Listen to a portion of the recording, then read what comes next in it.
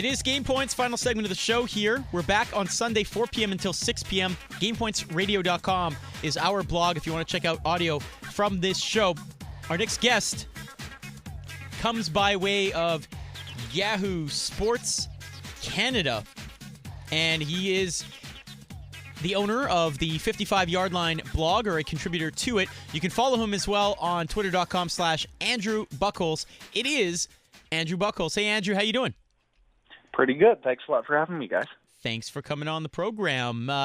Well, you're with Mo and myself here on TSN 690, and the first question I have for somebody on the West Coast is how far-reaching is the buzz around Chad Johnson playing with the Montreal Alouettes, which will happen this coming Friday preseason at Molson Stadium?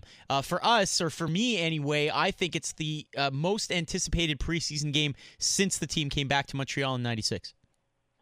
Yeah, absolutely. I think there's going to be a lot of interest in Chad Johnson's first CFL game.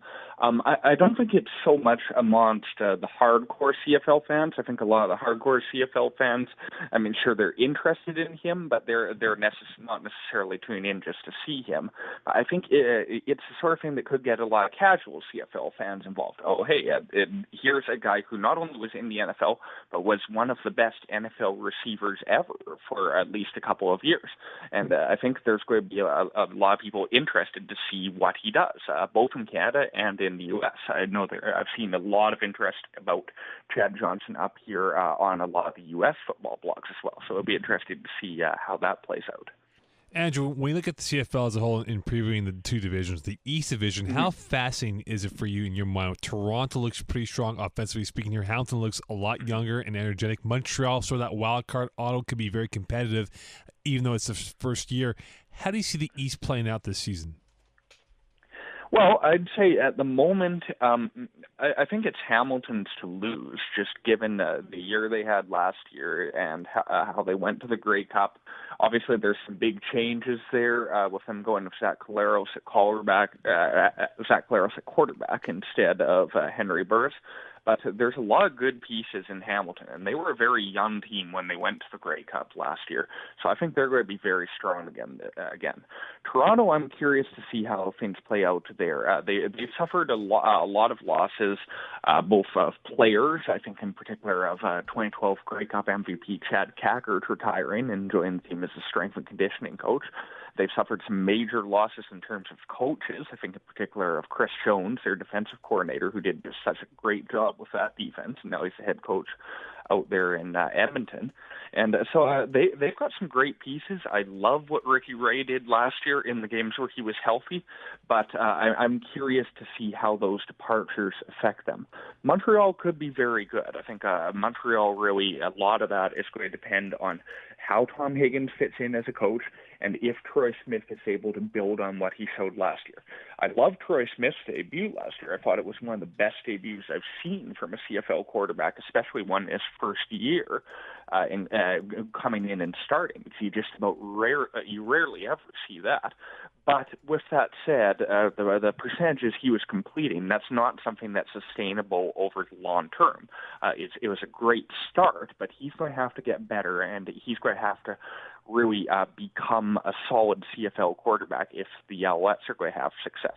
The Red Blacks will be interesting. I love Henry Burris. I love what he's done the last couple of years. I think he still has a couple of very good seasons in him, but I think it's going to take a while for that team to gel, just given that there's no continuity there. They've brought in players from all over because it's a brand new team, and I think it's going to take a few games for them to sort it out, figure out who's playing what role, and for them all to get on the same page. I think the Red Blacks aren't going to be terrible this year, but I don't really see them in the same class as the other three teams in the East. The West Division, always the fascinating, probably the power of the two divisions. Is this Calgary's division to lose this year? I think, that's certainly how it looks at the moment. I'd say that the Stampeders definitely look like the favorite, just given that they had such an incredible season last year, and it's forgotten because they didn't make it to the Grey Cup. But they went 14-4 despite using 3 quarterbacks, which is almost unprecedented. They've got, in my mind, the best 2 of those quarterbacks coming back in Drew Tate and Bo Levi Mitchell, so it's going to be very interesting to see which of those guys winds up being the starter and who winds up playing more. But even beyond that, they've got just so many exceptional players. They've got John Cornish, who was league most outstanding player last year. Their running game might be even better now that they've added Jock Sanders as well as a change of pace, a guy who can be a good receiver out of the backfield and a good returner. They've got an excellent defense still. They've got some great receivers, including the likes of Nick Lewis. So, I think it is Calgary's division to lose. There's going to be a lot of other good teams in the West, but the Stampeders are coming in as the favorites. Andrew, a final question for you before we let you go. It's Andrew Bucholtz of Yahoo Sports Canada. Check out the 55-Yard Line blog on sports.yahoo.ca. Wanted to ask you about the new pass interference review. Mm-hmm. It's being scrutinized greatly by a lot of outsiders. Even people in the NFL are watching it to see how it goes. It seems like every review is going to yield an actual pass interference penalty. Just seems like it'll be a huge time drain. What do you think of it? Well, I like the move. I think it's going to be a very interesting one. As you point out, there are time concerns, but in my mind, it was silly that we went for so long reviewing so many other aspects of this game, and yet on pass interference, which can be such a close thing, such a question of who pushed who when. It seemed a little silly to me that we were going with one referee's eyes from one angle and not really taking advantage of all of the different video angles in slow motion. It's going to be interesting to see how it plays out. As you mentioned, the NFL is watching closely, and I think if this goes well at all, they're going to look at bringing it in. But there are certainly concerns about the time. There's certainly concerns about how it's going to be implemented. But I think overall, this is going to be a good thing for the CFL. I think you're going to have, when pass interference calls are made, I think you're going to have more of them be the right calls. And so in my mind, that's the important bit, the bottom line. He is Andrew Bucholtz. You can check him out on Yahoo Sports Canada, the CFL 55-Yard blog there. And, of course, Andrew Bucholtz on Twitter as well. Andrew, thank you so much for your time this evening. No worries. Thanks a lot for having me, guys. All right, there you go. That's going to do it for Game Points for a Tuesday/Wednesday.